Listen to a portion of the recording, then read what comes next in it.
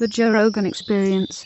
That brings us back to the idea of meaning and universal basic income. I think the idea of giving someone $15,000 a year doesn't necessarily cause what everyone would worry about is people being on the dole. You would have a bunch of listless people out there with no meaning in life.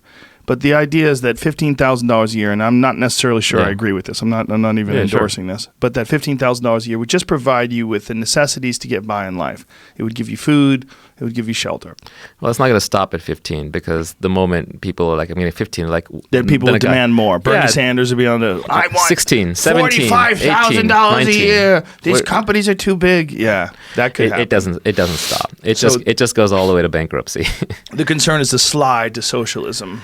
It's obvious. Yeah. I mean, heck, if I was not working and I was getting my 15 a year, I would happily vote for the guy who would give me 20 or 25. It's just common sense. What do you say to the people that don't believe that there is such a thing of ethical or compassionate capitalism? There's many people today that are espousing Marxism, and they're espousing some sort of a socialist society where they believe that capitalism has screwed people over and eliminated the middle class. And there are absolutely problems with capitalism. I think monopolies are a problem. I think that crony capitalism is a problem with the government, kind of gets in bed with them and sort of forces things.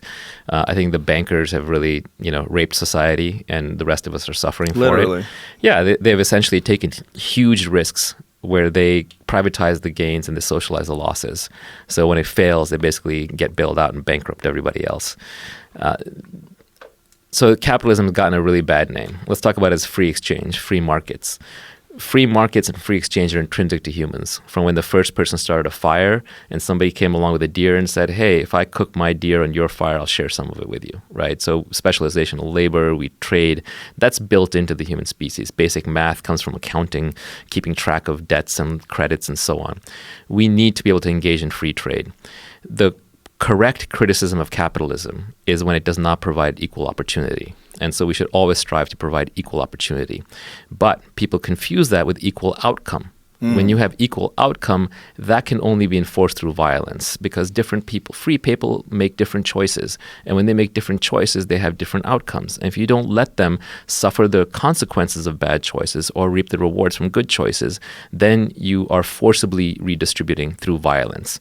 It's interesting that there are no working socialist examples that exist without violence. You basically need someone to show up with a gun and say, okay, you're not allowed to do that. You hand this over to that person.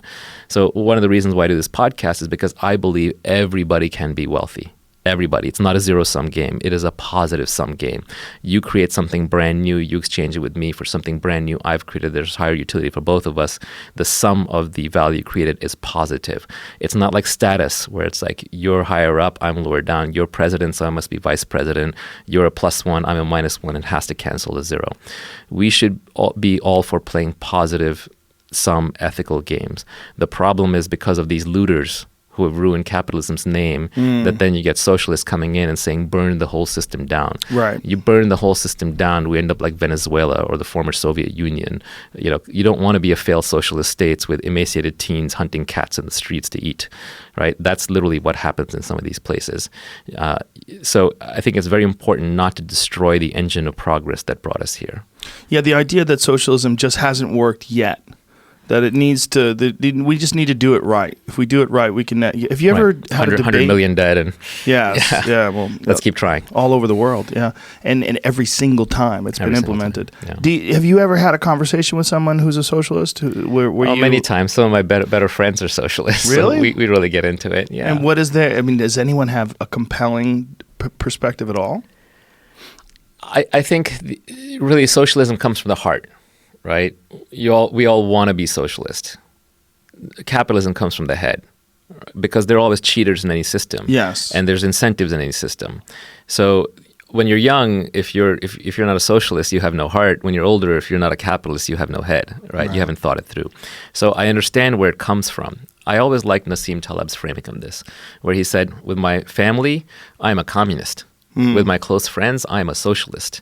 At my state level politics, I'm a Democrat. At higher levels, I'm a Republican, and at the federal level, I'm a libertarian. Right. So basically, the larger the group of people you have massed together who have different interests, the less trust there is, the more cheating there is, the better the incentives have to be aligned, the better the system has to work, the more you go towards capitalism. The smaller the group you're in a kibbutz, you're in your commune, you're in your house, you're in your tribe, by all means be a socialist. With my aunts, with my brother, with my cousins, with my uncles, with my mom, with my family, I'm a socialist. That's the right way to live a loving, happy, integrated life. Yes. But when you're dealing with strangers, you want to be a real socialist? Great. Open all your doors and windows tomorrow. Please, everybody, come take what you want. See how that works out. Yeah. This idea of income inequality, that always strikes me as it's a deceptive term, income inequality. Well, let's flip it around. It comes from outcome inequality. Yes. And the outcome inequality is there because you made different choices.